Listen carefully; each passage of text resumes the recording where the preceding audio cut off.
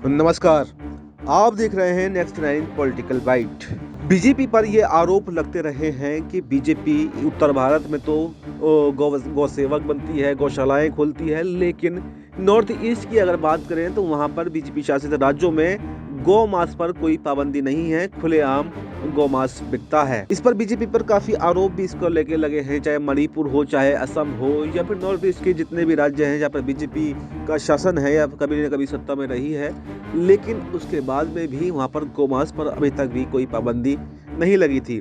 ऐसे में अब असम के मुख्यमंत्री हेमंत बिस्वा शर्मा ने बुधवार 4 दिसंबर को कहा है कि सरकार ने रेस्टोरेंट, होटल और पब्लिक प्लेसेस पर गोमांस परोसने और खाने पर पूरी तरह से प्रतिबंध लगाने का फैसला किया है। राज्य मंत्रिमंडल की बैठक में गोमांस उपभोग पर मौजूदा कानून में संशोधन कर नए प्रावधानों को शामिल करने का फैसला लिया गया है। राज्य मंत्रिमंडल की बैठक में गोमांस इस्तेमाल पर मौजूदा कानून में संशोधन किए गए नए प्रावधानों को शामिल करने का फैसला भी लिया गया है। उन्होंने प्रेस कॉन्फ्रेंस के दौरान कहा कि हमने रेस्टोरेंट, होटलों और पब्लिक प्लेसेस पर गोमांस परोसने और खाने पर रोक लगाने का फैसला किया है। शर्मा ने कहा कि गोमांस कंजप्शन पर मौजूदा कानून सख्त हैं, लेकिन रेस्टोरेंट, होटल और धार्मिक या सामाजिक समारोह में गोमांस के इस्तेमाल पर अभी तक कोई रोक नहीं थी। उन्होंने कहा कि अब हमने असम में भी सार्वजनिक स्थानों पर गोमांस के उपयोग पर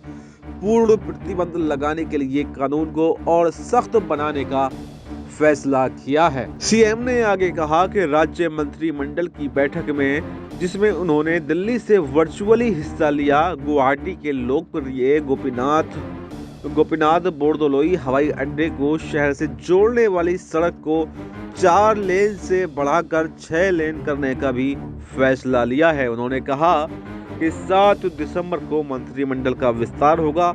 इस दौरान कुछ नए मंत्री भी शपथ लेंगे।